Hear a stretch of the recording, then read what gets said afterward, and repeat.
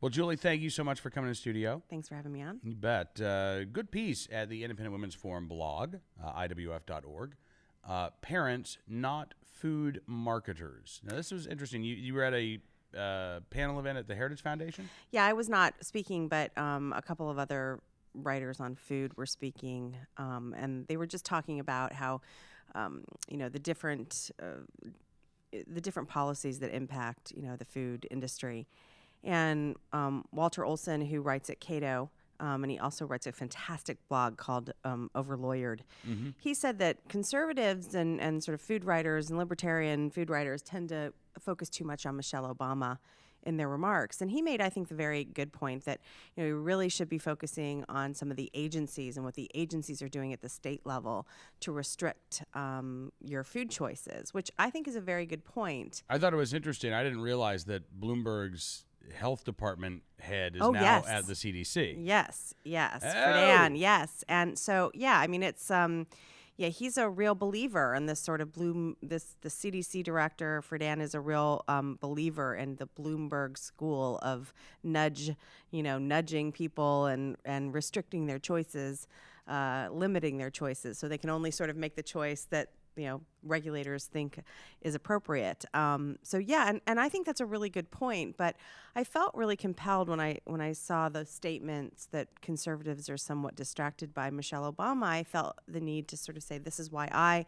focus on the First Lady. And the same week of that Heritage event, the First Lady went to an event, and she spoke to food manufacturers and said, tisk tisk, you shouldn't be advertising your products on television, and you should, and she's done this before. She's done this with the restaurant industry. She's told them, you need to put healthier things, as if before she came into office, McDonald's didn't have salads and other things on their menus, but, so she was telling them that they should, lower their, give kids less fries and whatever. And right. So she was tisking them. And I said, wouldn't it be nice if the First Lady could get up in front of the American public and say, hey, Americans, hey, parents, why don't you take a bigger role in your children's nutrition? Why don't you feed them, make them lunches, and do more to talk to them about nutrition and what it is to eat healthy? I think she's missing an opportunity. And so it's not just that I focus on what she does, like lecturing food manufacturers. It's the things she doesn't do, like talking to parents. And she's a great example of an involved mother. I wish she'd do a little bit more of that. So that was sort of the point of that piece.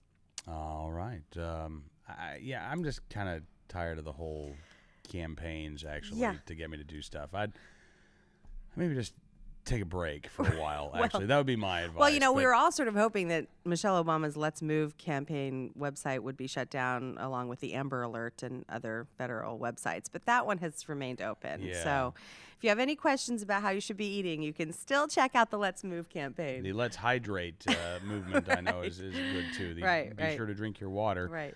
Now, you also had a piece the other day about this student, Bridget Dowd, at Wenatchee High School in Washington State, who this is a high school student who wrote a piece about the food nannies. Yeah, and changes that she's seeing in her school, and how frankly from a student's perspective. And this is fascinating. Yeah, this was a really great piece, and I thought I was so excited to see this. Sort of gives me hope, in the days of Miley and Rihanna and Brittany. It's nice to see young kids write thoughtful pieces. But she said, as the kids leave the lunch line, they are required. They have to take a piece of fruit. They have to, or they can't sort of sit down and start eating their food.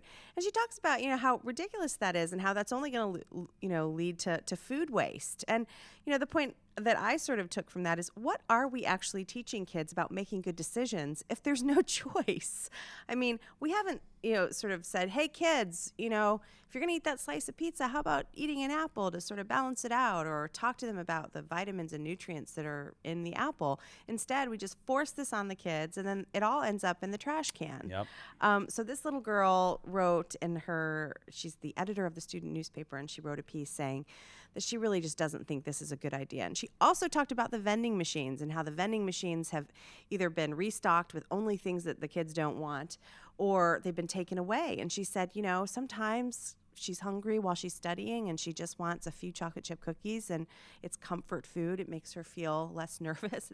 And, this is kind of ridiculous that she's not allowed to go and have, a little bit of a treat after school. So anyway, it was a refreshing piece from this young girl, and I wanted to, sort of call her out. No, it really was. It was good. Yeah. And like I said, from the perspective of a student in there, I wish the grown-ups would listen to the students a lot more, because frankly, a lot of times these days it seems like the students are actually more mature than some of the adults in the schools. Yeah, and I wish the government would focus on other things. It really is kind of, I still sometimes have to stand back and go, I can't believe our White House is involved in like what are being put on kids' trays. You would think that at the very least could be a state or a local responsibility, and yet Washington's got its hands all over it. There is nothing too small. That's right. To escape the attention of Uncle Sam. That's right. Perhaps President Obama's already weighed in on the Redskins. Perhaps he will weigh in on the controversy in Kentucky, where the Kentucky High School Athletic Association has issued a commissioner's directive, according to the Herald Leader, advising schools not to hold organized post-game handshake lines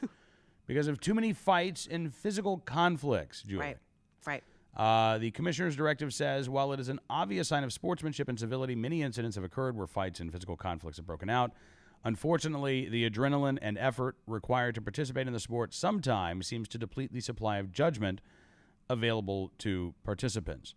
Now, I have to say, by the way, after news of the directive led to criticism on social media, the Herald Leader says the wording was changed to, quote, it is prescribed that teams and individuals do not participate in organized post-game handshake lines/ceremonies beyond that interaction which is required, and to the individual unorchestrated actions by individual competitors. So what is that? I don't know what it means. What this boils down to is too many kids were fighting, so the Athletic Association decided to try to put a stop to the post-game handshakes.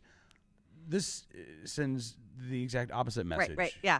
This is exactly like banning dodgeball. Instead of, telling kids, hey, could you try not to kill the kids on the other side? Right. It's just insane. I mean, they should really tell these kids to be more civilized, understand sportsmanship, and that there are winners and losers in the world, and you can't beat up everyone when you lose. And this is, I got to say, this really ticks me off.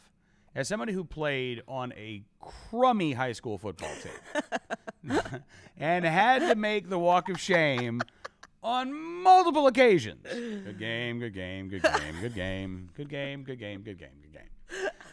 It is the job. I had no idea you were such an expert on this subject. Yes. Many times did I make that walk. It is the job of the coach to tell these players, and this should be happening from a very early age, from the first time you start playing football, soccer, whatever it is. The coaches need to be instilling sportsmanship into these kids. If by the time these kids get to high school, these kids haven't learned it, you know what? You can't just throw up your hands and say, well, it's too late. Guess we just won't do the handshakes. No, you then have to be a little tougher on these individuals because they're old enough now to know better. So maybe you say, listen, we've got a team rule here. If you fight in the handshake line, you're off the team. Yeah, that's it. And coaches also need to understand that it's not just football. These are lessons that can be applied to the rest of their lives. Absolutely. In jobs, when you lose out on a promotion, you cannot beat up the guy who got the promotion. I mean, it goes without saying that, and frankly, maybe this is why we're seeing a lot of, uncivilized behavior from parents. These are clearly, perhaps parents are also having a hard time teaching their children, what's right and wrong. Again, it's a real cultural problem that we see. It goes down, you can drive it down to the basics from when you teach kids basic manners and how to sort of operate in society. But coaches certainly can help by, obviously instructing kids to act more civilly towards their opponents. No, I agree. Bob Gardner is the executive director of the National Federation of State High School Associations, which represents high school athletic associations around the country. He said the same rule changes have happened in other states because of post-game incidents. He says the idea is that you simply end the game and get off the field. He noted that and run for your life. Right. End the game and run for your life. How long before they start, putting shanks in their socks? Exactly. This is ridiculous. Yeah, it is. He noted that sportsmanship has declined in athletics across the country. He says we've seen that erosion occur at almost every level. Almost every state association can point to an incident like this. If that's what they feel is in the best interest, then the loss of that opportunity is something that you have to live with. No, you're exacerbating the problem. I don't understand this.